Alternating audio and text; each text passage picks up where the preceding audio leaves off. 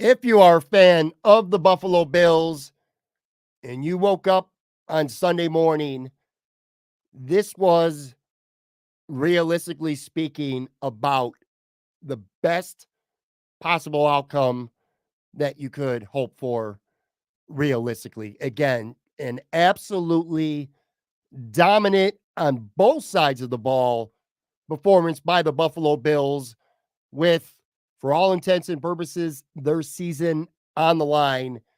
And the Bills delivered in a huge way on Sunday late afternoon, a completely dominant 31-10 victory over the Dallas Cowboys. The Bills are at 8-6 and full of life here, headed down the stretch.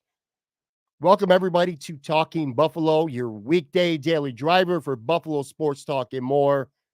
I am your host, Patrick Moran. Thank you very much, as always, for everybody who's locking into this episode, whether you're listening to this in audio podcast form, which if you are, hopefully you'll be doing that sometime on Monday. On the video side, this is actually streaming live right now on YouTube. If you could watch this on either YouTube or on Facebook or on Twitter, but if you jump on YouTube or Facebook, you'd be able to get some comments in. I'll try to get them on the show. Before I get into the game, real quick here, just a quick programming note.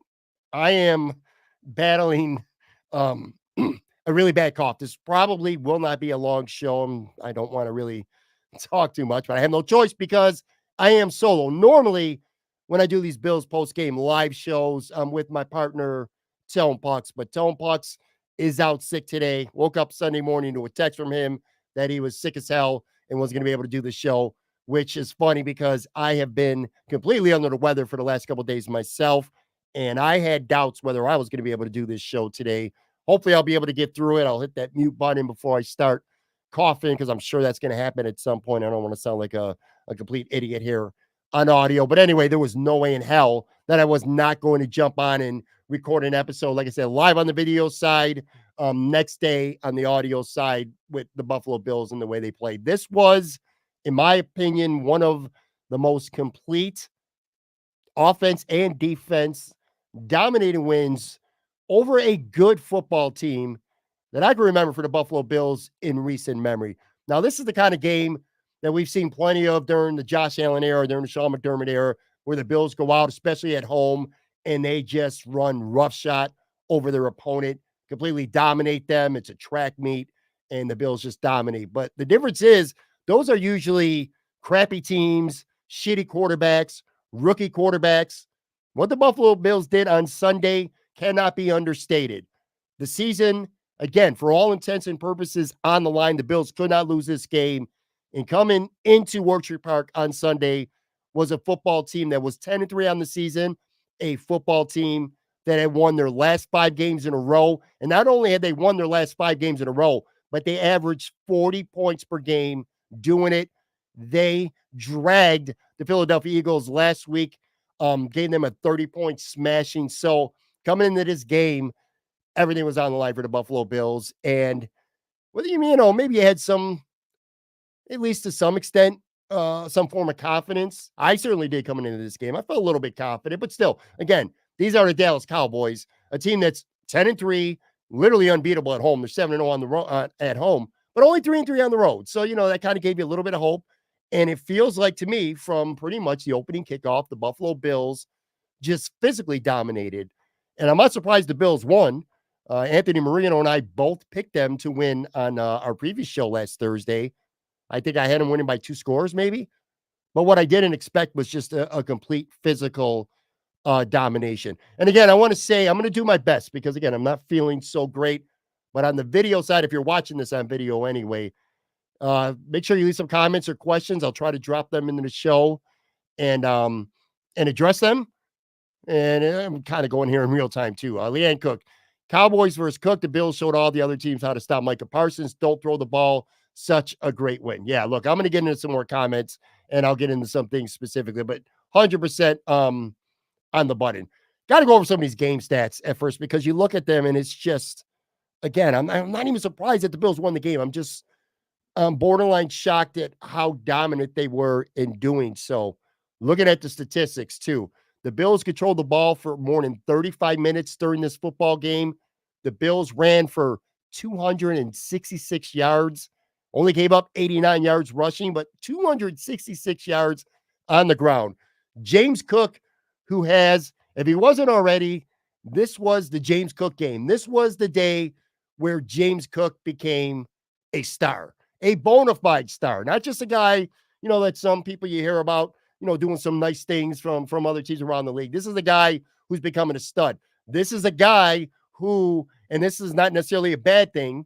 This is kind of more of a compliment. This is not a diss towards Stefon Diggs, but James Cook is starting to become the guy, not counting Josh Allen, of course, but the main focus, the central guy in this Buffalo Bills offense, where Stefon Diggs is almost kind of taking on a secondary role. And that's fine. That's not a knock at all to Stefon Diggs, one of the best receivers in the NFL. But it was imperative for the Buffalo Bills to become more balanced. And this is what Sean McDermott has wanted all along, a team that can run the football. And you look at 266 yards on the ground. Cook, 179 yards rushing on 25 carries and a touchdown. Also caught 2 passes for 42 yards and a touchdown. One mistake during the game, which otherwise was a perfect game for Cook. He dropped what probably would have been a second touchdown pass, but whatever. Who gives a shit? A phenomenal game for James Cook, who's just becoming a true star on this team and in the league.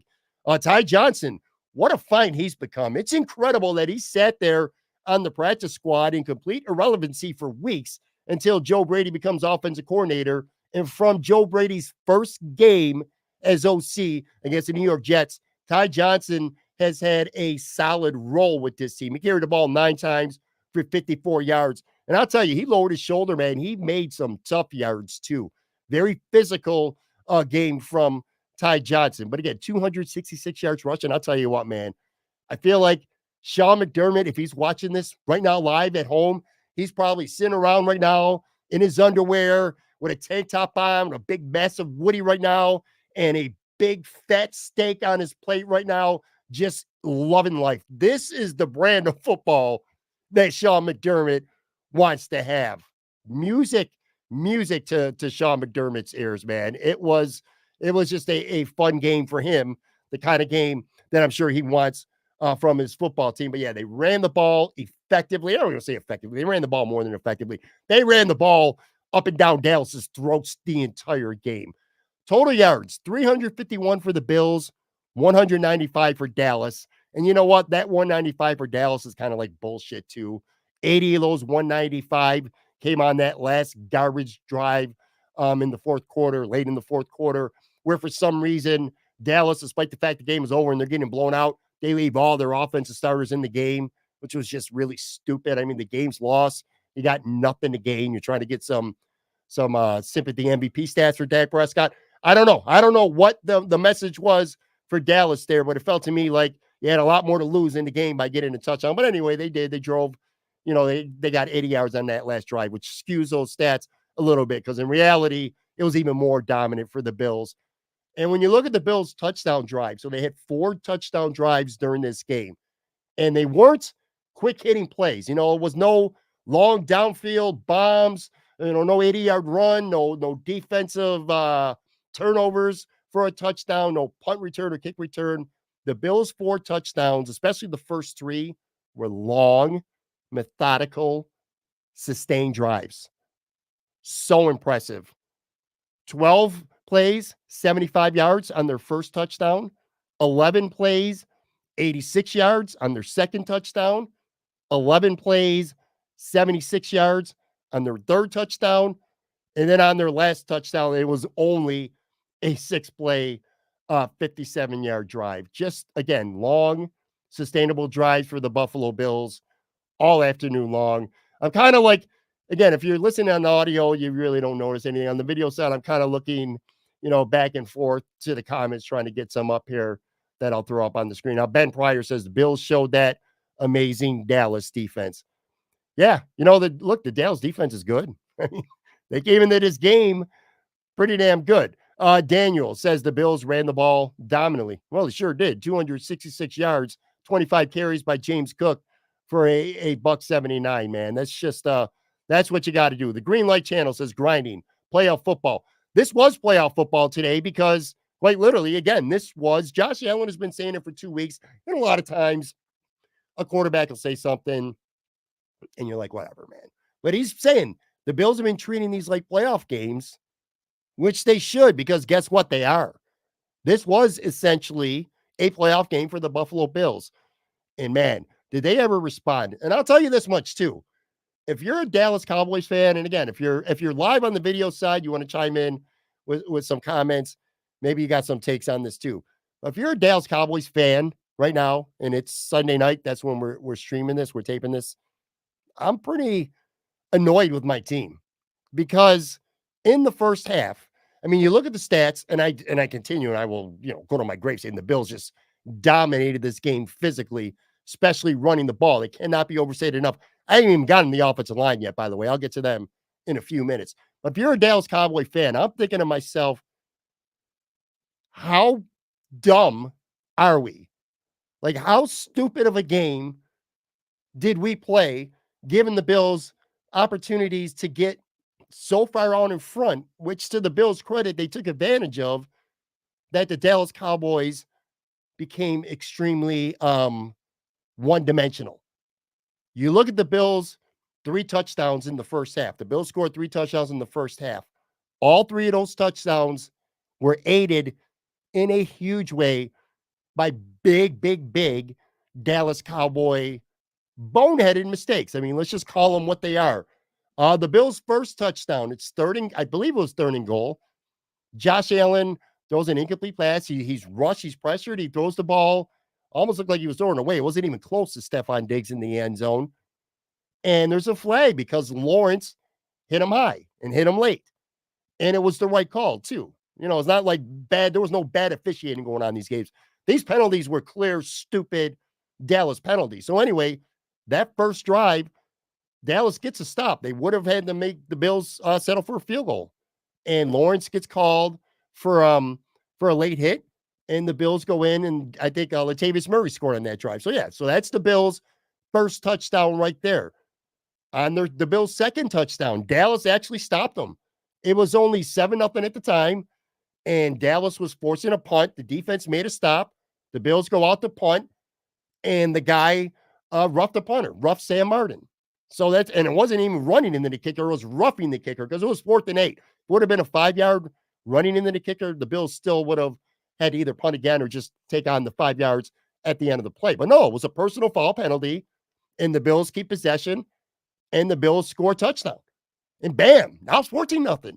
14-0 because the Dallas, defense won, special teams the other time, huge mistakes on 1 on 3rd, 1 on 4th down to just gift wrap the Buffalo Bills an opportunity to continue a possession. And then on the 3rd touchdown, same deal, man.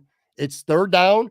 Josh Allen throws a pass that sails high on Khalil Shakir, doesn't catch the ball, but he gets drilled from behind, kind of a little shoulder to head hit. Bam, personal foul penalty on Dallas. Dallas keeps the ball, and I believe that was the drive where either Josh Allen ran it. No, Josh Allen ran in, I think, the second one. The third one might have been James Cook catching a touchdown. That's exactly what it was. But anyway, my point is 3 consecutive times Dallas had Buffalo stopped, and 3 times they committed a inexcusable personal foul. It was like the Jordan Phillips special 3 times for the Dallas Cowboys, and the Bills, to their credit, made them pay big. 21 points. I almost consider those, if I'm a Dallas Cowboy fan, to me, in my mind, those are they're turnovers. Now, on the stat sheet, they're not counted as turnovers. But again, in my mind, for all intents and purposes, that's 3 turnovers for the Dallas Cowboys in the first half, and they paid big time for it. The Green Light Channel says, playing reckless. Yep, sure. Ben Pryor, as a Packers fan, I love to see McCarthy fail. Talk about head coach Mike McCarthy. I'll tell you what, going to get into that in a few minutes. I'll say this, and it's funny because not a lot of people a couple of weeks ago would accuse Sean McDermott of out-coaching anybody, but he coached a flawless football game today. Sean McDermott was great today. I want to get to him more in a minute. Josh Allen, this is the funny thing, all right? So I said at the very top of this podcast, if you would have woke up Sunday morning and said the best case realistic scenario, your Buffalo Bills are going to go out and they're going to beat the Dallas Cowboys by 3 touchdowns. I guarantee you, one of, if not your next thought would have been, well, Josh Allen's probably throwing for 300 yards, 3 touchdowns. He's going to completely outplay and embarrass Dak Prescott, and he's just going to piss all over the Cowboys defense. And that's how the offense is going to have a huge game. They scored 31 points, right? It's got to be Josh Allen just had a monster day. Well, no, he didn't. He didn't. And that's the craziest part. The Bills blew out the Dallas Cowboys, and Josh Allen, statistically, let me make sure I say this right. Statistically, Josh ain't do shit. 7 of 15, 94 yards. That's it. That's it for the game. One, he did have a touchdown pass. He did run for a touchdown too.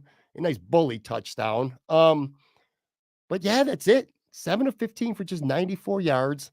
And it doesn't even matter, which is good for the Bills because now, the whole thing for the last, I'd say, 2-3 years, folks? What do we say more than anything else? I know I do, and I guarantee a lot of you do as well. If the Bills are going to be a Super Bowl team, if the Bills are going to beat the good teams, if they're going to beat the Kansas City Chiefs and the Dallas Cowboys of the world, you're going to do it because Josh Allen's going to have to play like an MVP.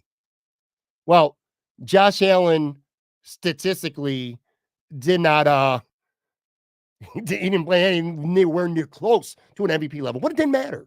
It did not matter. I'll tell you one good thing though, and this does matter.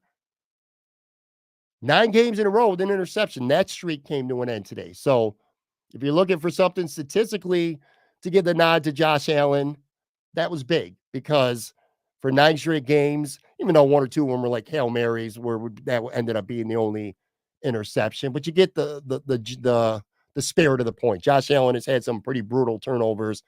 And when you're dominating a team like the Bills did against Dallas today, the only hope, the only prayer that the Cowboys had was maybe Josh Allen gift wrapped in a pick 6 to Jerron Bland, who's got like 5 of them this year. So Josh didn't do that. He avoided the turnover. So that was good on his part. Josh definitely had the funniest quote post game as well during the press conference. He was at the podium and he said, I'm paraphrasing, but only slightly. He says he feels like he's the kid who didn't do anything on the project, but he said, I got the quote in front of me now. I felt like he did nothing in a group project, but he still got an A. That is true. That was Josh Allen in a nutshell. But like I said, he didn't turn the ball over.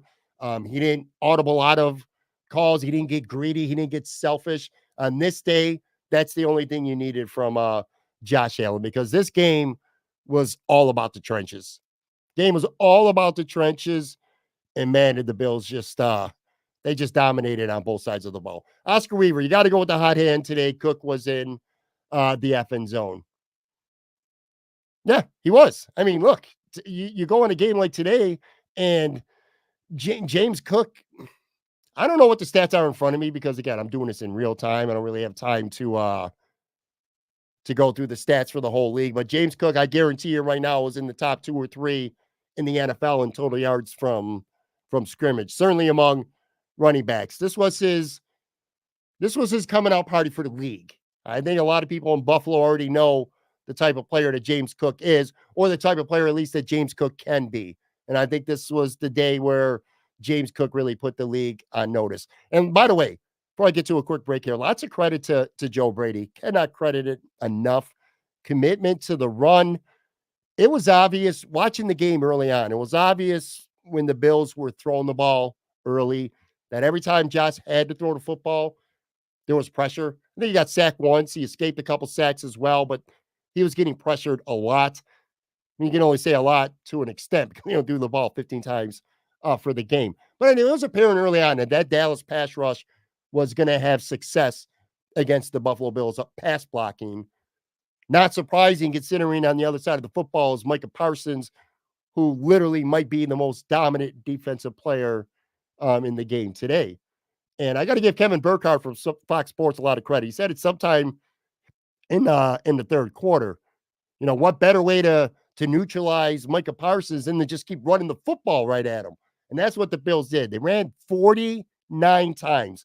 Micah Parsons, again, some people might even consider him one of the top 2 or 3 most valuable players in the entire league on either side of the football. 0 tackles for a loss, 0 sacks, and just 2 assisted tackles for the game. So just an awesome game, an awesome showing for the Buffalo Bills offensive line, for Joe Brady and his play calls, staying patient, staying committed to the run. And here's what I'm gonna do real quick, because I got some comments coming in as well. I'm gonna take a real quick break, come back. I'm gonna talk about the defense, and then we'll talk about Sean McDermott, because you know what? There's a lot of people with a lot of strong opinions, including myself, on Sean McDermott over the past couple of weeks. We'll address that a little bit, and then we're going to give him some shine, some flowers. Because if there's ever a day where Sean McDermott deserves the praise and deserves that shine and those flowers, it's right now. Be right back in about literally 5 seconds.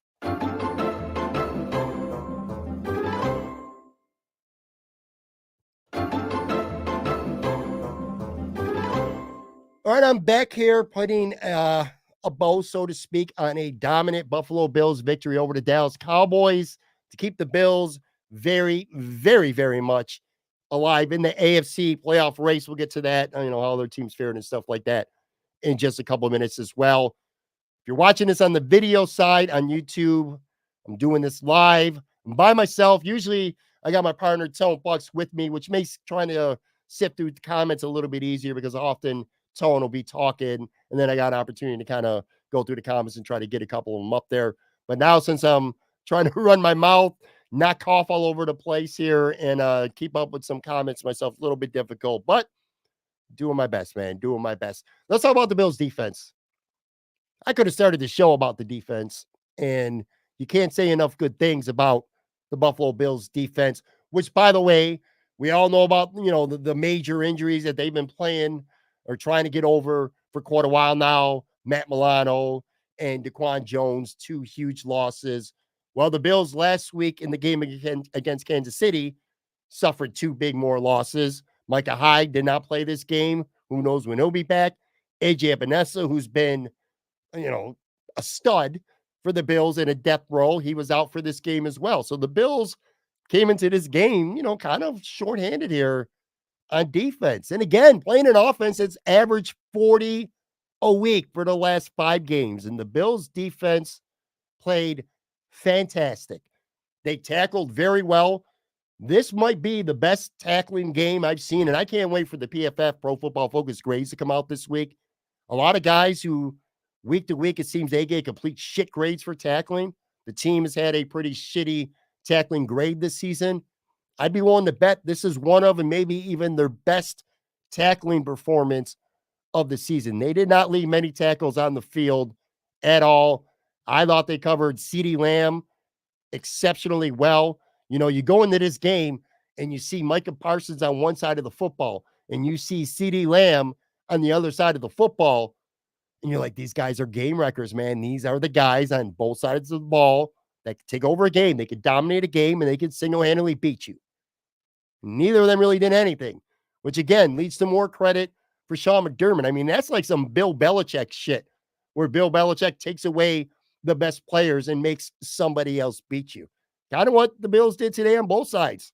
CeeDee Lamb had 7 catches for just 53 yards, and 3 catches and 15 yards came on that last bullshit, garbage time drive that Dallas scored on near the end of the game. I thought the coverage was really good. I thought they were getting into where they needed to be in their zone coverage really well. Nobody was getting over the top. They took 1 or 2 shots, no success going down the field. And when Dallas, who started throwing the ball underneath a lot more, when they caught the ball, again, going back to the tackling, the defense was there. They were swarming to the football, man. The Bills did not give up a lot of yards after catch. So the defense tackling, the defense, their physicality up front, I thought it was really impressive. And again, I'm kind of going back and forth there between the comments and trying to keep my train of thought here. But yeah, man, I just thought this was, considering the opponent, this was easily, to me, the best defensive effort of the season for the Buffalo Bills. And in terms of Sean McDermott, look, it's been a whirlwind couple weeks for Sean, for sure. I think, before we even get to the Tyler Dunn article, that the bombshell from a couple weeks ago, which I actually think has affected this team, more on that in a second too.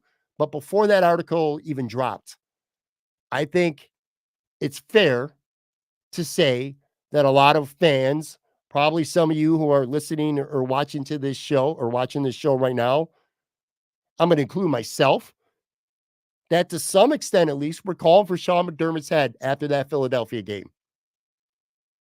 And that's fair. The Bills, even though now they've won 2 in a row, so they're 8-6, but the Bills after that Philly game were 6-6. And you're looking at this roster, and pardon my French, but you're saying, how the fuck is this going on? How is this happening? How is this football team with all this talent and a lot of chump teams on the schedule that they've played? How are we just 6-6? And you go to some of the games that they lost. The fact that not once, not twice, but 3 times the Bills offense, which played like shit for a lot of this season, still took a lead inside the final 2 minutes. And Sean McDermott's, because he's responsible for this defense, that defense coughed up the lead and they lost 3 times in the first 12 games. And quite frankly, even last week against Kansas City, I thought the Bills played a good game, a very spirited game, but you can make a very, very fair point that if Kadarius Toney is not stupid and he doesn't line off offsides, the Bills defense gives up another lead inside of 2 minutes. I don't want to write that off as a loss because Josh would have had the ball and they at least would have had a chance to win the game. But you get my point, man. You get my point. The Sean McDermott coach defense has choked away games that they should have never choked away. And it's not just the defense because the offense played like shit. I mean, we're all old enough to remember Ken Dorsey as OC and the Bills offense basically sleepwalking through first halves of games. But anyway, my point is Sean McDermott had done enough in terms of blowing leads and just that Philly game, shitting his pants at the end of the game, from wasting a timeout before a field goal to having one of the best quarterbacks on earth have a ball and you have at least one timeout and you should have had 2, you at least give him an opportunity to win a game, to not going for it on 4th down and overtime where your defense can't stop them and you settle for a field goal. I don't want to rehash and relive all this shit again, but you get my point, folks. It was very fair at 6-6. And at the time, I think the Bills had like a 15% chance per the New York Times of even making the playoffs at that point. It was very fair to want to call for Sean McDermott's head. And I don't think he ever was going to get fired no matter what, but it was fair to call for his head to say, we need to move on. It's fair. It was fair to say, it felt fair to say at the time, this is a coach who's probably taking this team as far as he's going to go.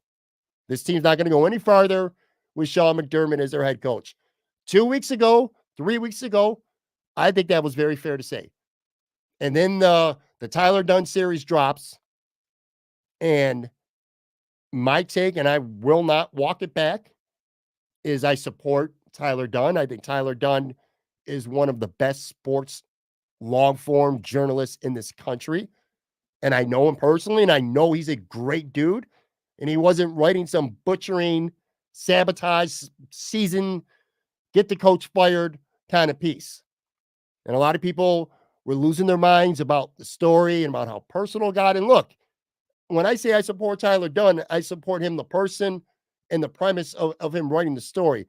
That's not to say I agree with every single thing in the story. And there's 21,000 words in it. I'm not going to agree with everything that he has to say. But you get the whole personal thing. And I don't want to, it feels like, I don't know, the 10th podcast in a row now, start going off on a personal tangent about that. But here's my point. No matter how you feel about the article, whether you feel the article was justified, whether you feel the timing was justified, whether you feel the content, the substance was justified, no matter how you feel about it, I feel like one thing has happened from that article to me that's indisputable. And that's this. This football team over the past 2 games for sure, because it's been 2 games since that article dropped, is completely galvanized. They have rallied around Sean McDermott, this football team. That article drops on a Thursday. Sean McDermott's in front of the podium on a Friday addressing the 9/11 speech. They're going into Kansas City after probably stewing that they found a way to blow that game in Philadelphia, which they dominated for most of the game. They should have never lost that game, but they did. Not to mention the Denver game, before that, they're probably stewing over it. And it would have been easy to say, you know what? This just ain't our freaking year. They go into Kansas City, who was looking to have a statement game of their own because the Kansas City offense has played like shit most of the year. And the Bills going to Kansas City, and regardless of, Kansas City shooting themselves in the foot in the final 2 minutes, the Bills played a good football game, and the Bills left Kansas City with a W, and they deserved it. And you saw the post game, man. Brandon Beane hands Sean McDermott the game ball. Talk about a couple tough fucking weeks. And Terry Bagula's in the back smiling. You could see him in the background, which at that point, folks, any of you who had dreams of Sean McDermott getting fired, I'm like, that shit ain't never happening. Not this year anyway. But my point is, that was a rallying point for Sean McDermott. And I'm starting to feel like that wasn't just a one game, let's get behind the coach. I'm starting to feel like that was a rallying point for this football team this season. I've never played football at a high enough level to really know how much like bulletin board material really matters, but I've talked to players and they say that it does. And usually it's the other team, that says some dumb shit that you end up putting up on the bulletin board and you kind of rally around that a little bit. But this felt, which I don't agree with, and I won't agree with because I just know Tyler Dunn as a human being, not to mention, an elite writer that he is. But I think the Bills took this as a rallying point, and I think it really has mattered these last 2 weeks. This team looks locked. They look locked in right now. It could get annoying because you're like, well, where was this earlier in the season? Because this looks right now, these last two games, and especially against Dallas, this looks to me like if I were to make a power rankings right now, the top 32 teams in the NFL, and I were going to throw out records or any of that shit, and I was going to, sorry, I was coughing there for a second, and I was going to throw up, like I said, top 32 teams right now in the NFL, regardless of record, I probably would have the Bills number 2 right now, I think. Maybe I'm being slightly homerish, but not by much. San Francisco's number 1.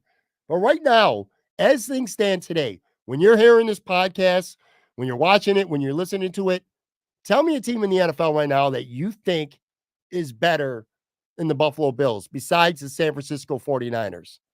I really don't. Baltimore's playing right now. Who knows how that game turns out? They're certainly in the conversation. The Philadelphia Eagles are in the conversation, and sure, they beat the Bills. But again, I thought the Bills, for the most part, dominated the Eagles, and they should have won that game. We saw Philly get curb stomped last week by Dallas, who got curb stomped by Buffalo this week. I'm feeling like right now I put San Francisco number 1 and I put Buffalo number 2. And it's crazy. Leanne King agrees. She says, yep, 49ers, that's it. It's crazy because there's a legitimate chance right now that the Bills don't even make the playoffs. And that's the shit that's where it blows your mind. And that's where I come back to getting mad at Sean McDermott because his offense was so broken earlier in the season. And it's becoming quite apparent now that all along the key was Joe Brady. And it's easy to play armchair quarterback. It's easy to have hindsight. The power of hindsight always rules. But man, oh man, you got to feel like if Joe Brady was in charge, that you don't lose to Denver. You don't go on the road. You don't lose to New England. And just one of those games. But, circling back to Sean McDermott, the rallying cry, and I truly believe in that. And I think Sean McDermott, again, man, he was phenomenal today. James Cook was my star of the game. My second star of the game. Like, if this was hockey and you're giving out 3 stars, and I know in hockey it always goes to the players, but whatever, man. Let me have a little bit of fun with this. My first star is James Cook. My second star of the game is Sean McDermott. I thought Sean McDermott's game plan, his execution, his defense. I remember one play specifically. Dallas was driving for a touchdown, and it was like 2nd and 1.5 maybe, and he queued up a perfect run blitz call by Taylor Rapp, and Taylor Rapp hit Pollard. I think it was Pollard in the backfield for like a 2.5-yard loss. Then the Bills got to stop on 3rd down and made Dallas kick a field goal. That was their only points of the game, until that last garbage touchdown drive. Anyway, Sean McDermott to me was the second star of the game. But I still go back. I still go back to saying that Denver game is the one. That Denver game is the one because it was over. The New England game, the offense played like shit. The defense blew it at the end. The Jacksonville game, you got there late. You came out flat. The Jets, you lost to Zach Wilson in the opener. That should never happen. And that's all true right now. It really is. I think the Cincinnati Bengals are the only game this entire season where the opponent just came out there and beat the shit out of the Bills and convincingly won the game, where there's not really any doubt about it. But that Denver game, man, that's the one, because the game was over. All the mistakes you made, none of that shit mattered. The guy missed a field goal. The clock read 0-0-0, and the game was over, but you had a penalty for too many men on the field. That stings. It still stings. It still hurts. That potentially could cost the Bills anything ranging from a wild card spot, worst case scenario, to the division. Hell, man, the way things are looking, other teams are going down. It could end up causing them home field advantage. Who knows? But I pin that on Sean McDermott because he used 2 timeouts, and you got to communicate with your special teams coach, make sure he's communicating to the players, who's supposed to be out there, who's not supposed to be out there. And I remember that game because 2 guys who are on defense that came off were Rasul Douglas and Linval Joseph, who were fucking brand new to the team, and they knew to get off the field, but Leonard Floyd didn't. To me, that's coaching and not communicating. So anyway, there's a lot of shit to be mad about Sean McDermott over, but at the same token, I think what matters right now is this team is starting to play their best football at the right time, and I think they are truly rallying around Sean McDermott. And I think there's a little bit of humbleness over these last handful of pressers that I've heard Sean speak of.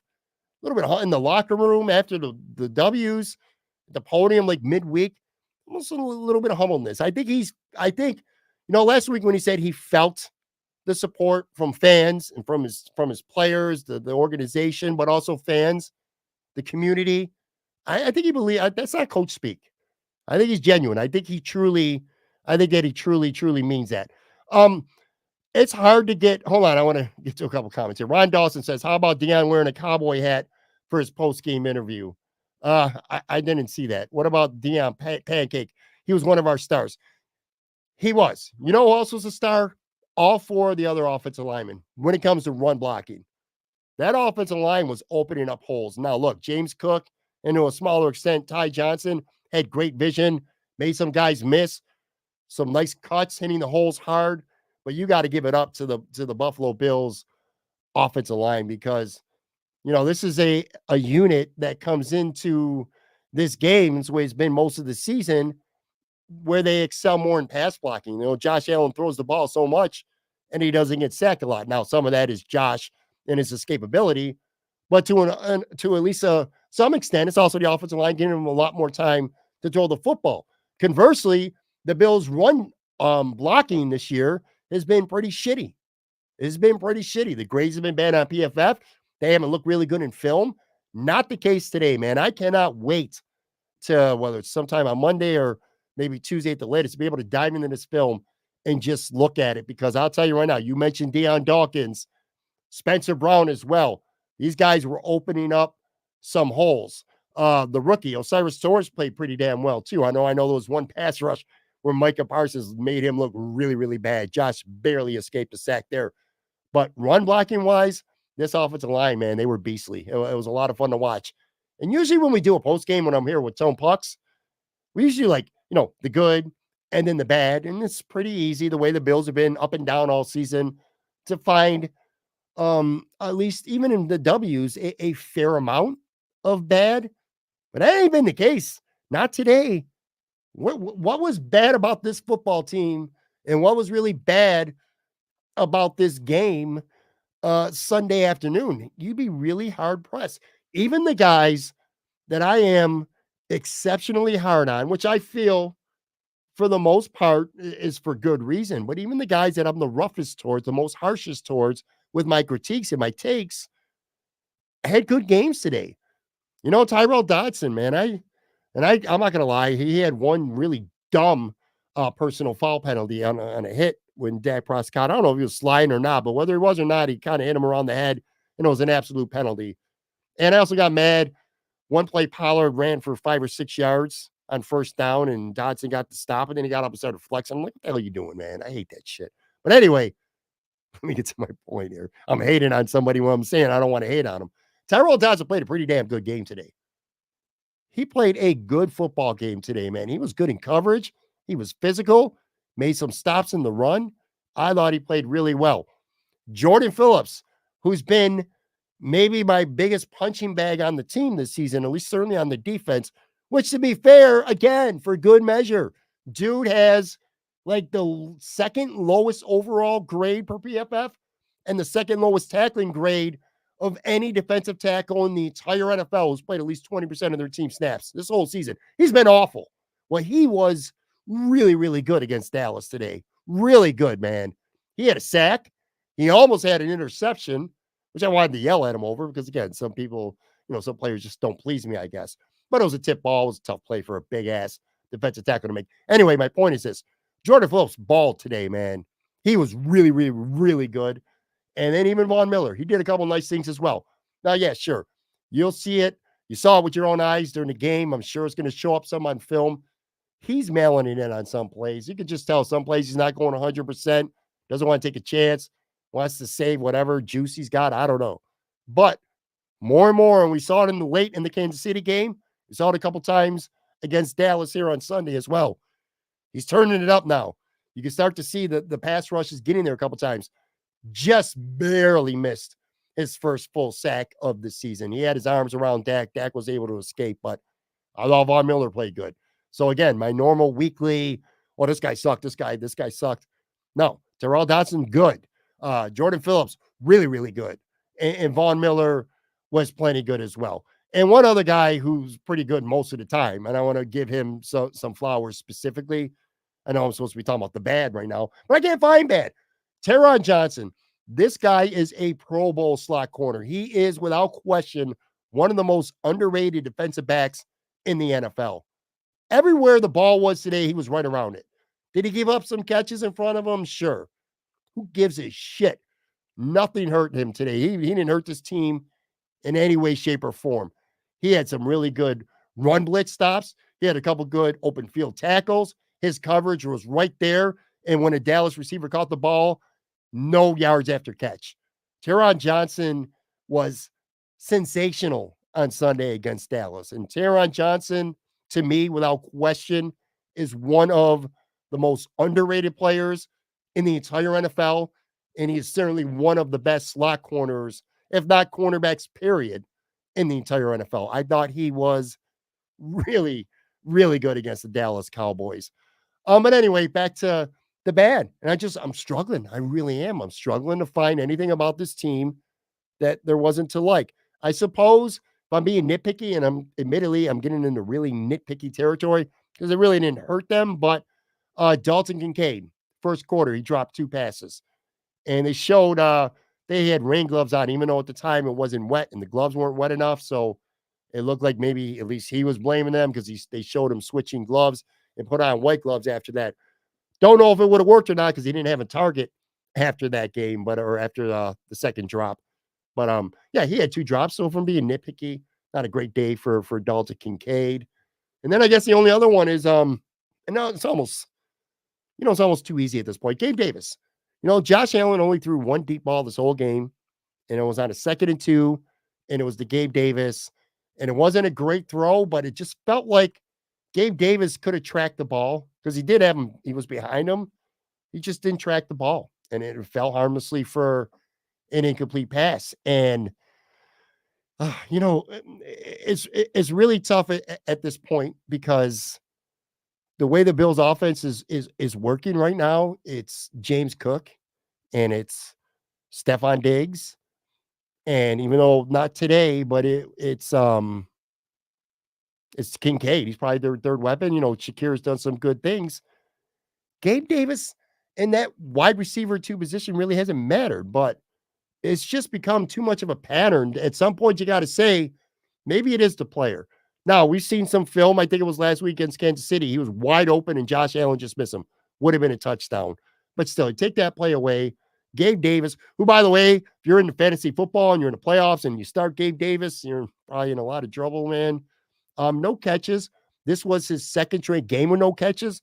This was the third time in his last 4 games where he's had 0 catches. He's only had 8 catches in his past 6 games. And 6 of those catches came against the Philadelphia Eagles a couple weeks ago. He had 105 yards that game as well. So, yeah, man, if you're being nitpicky, you'd like to see a little more from Kincaid. You'd like to see Gabe Davis even catch a football. But it's just a weird day. Again, Josh only completed, 7 passes. Forward to Stephon Diggs, who, by the way, went over 1,000 yards for his 4th straight season to set a Bills team record.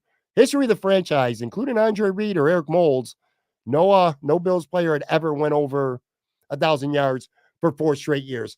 And I apologize for anybody who's watching this live, either on Facebook or on YouTube. I see comments coming in, and that's kind of like if you're watching on the video side, my eyes are kind of wandering. It's just it's getting hard to see them, and they're not, for whatever reason, they're not being shown by the order that they're received, which is kind of messing me up as to Ron Dawson. The Davis effort on that throw was questionable.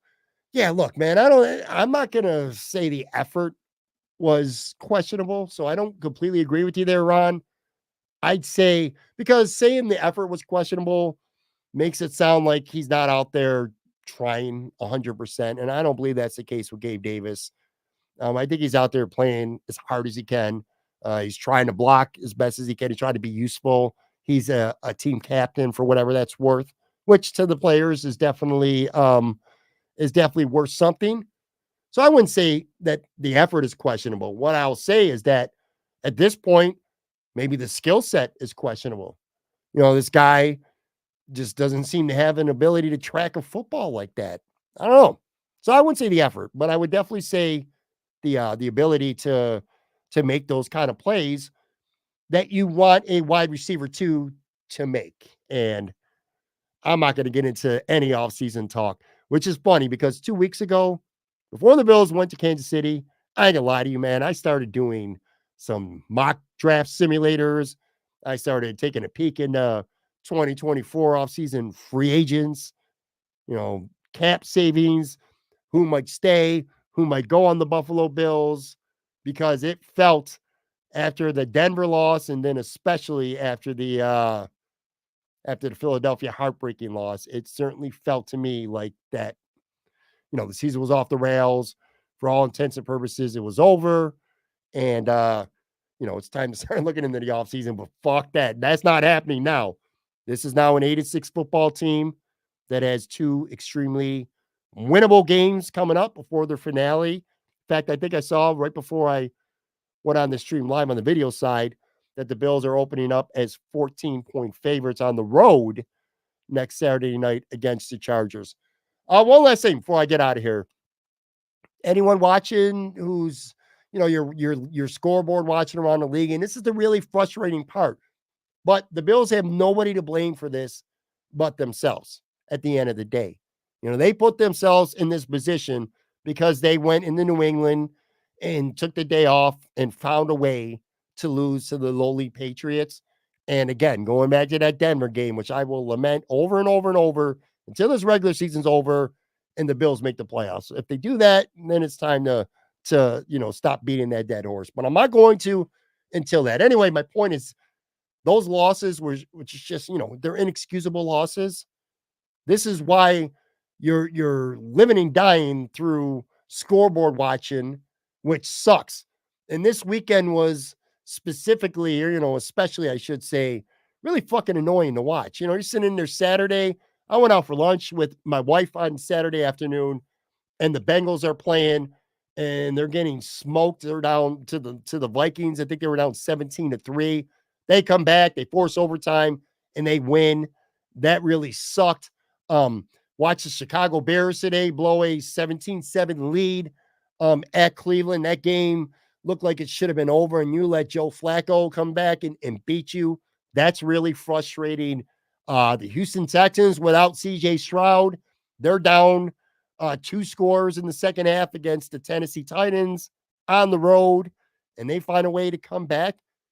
that sucks. If you're a Bills fan, that's not the outcomes that you're looking for. And it's tough to be able to, to have to sit there and have your the fate of your season relying on shitty football teams like the fucking Chicago Bears or the Tennessee Titans to bail you out of inexcusable losses against Denver and against New England. Or, Minnesota's record isn't bad, but they're not a good football team. And they got a bum at quarterback, Nick Mullins, who completely shit himself down the stretch of that Cincy game, by the way. I mean, that was hard to watch.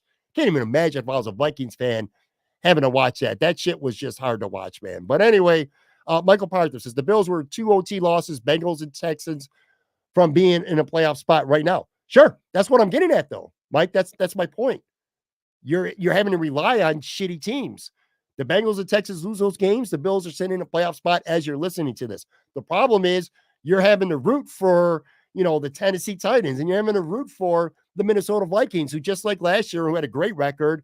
This year, their record's mediocre, and they're the same frauds they are this year as they were last year. So, that's the price you pay when you lose winnable games or games. Forget winnable games. New England's a winnable game that they lost. The Jets are a winnable game that they lost. The Denver game was over. It was over, man. There were 0 seconds left on the clock. The game was like quite literally over. And then they had a penalty, and then they lost the game. So is it going to kill them at the end of the season? Who knows?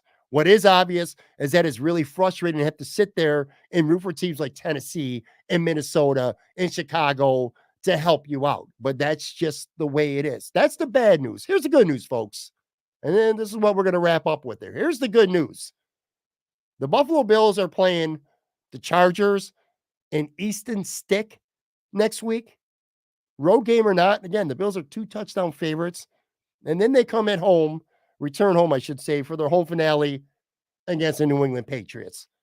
And I just can't fathom the Bills getting swept by the New England Patriots. I don't care if it's Bailey Zapp.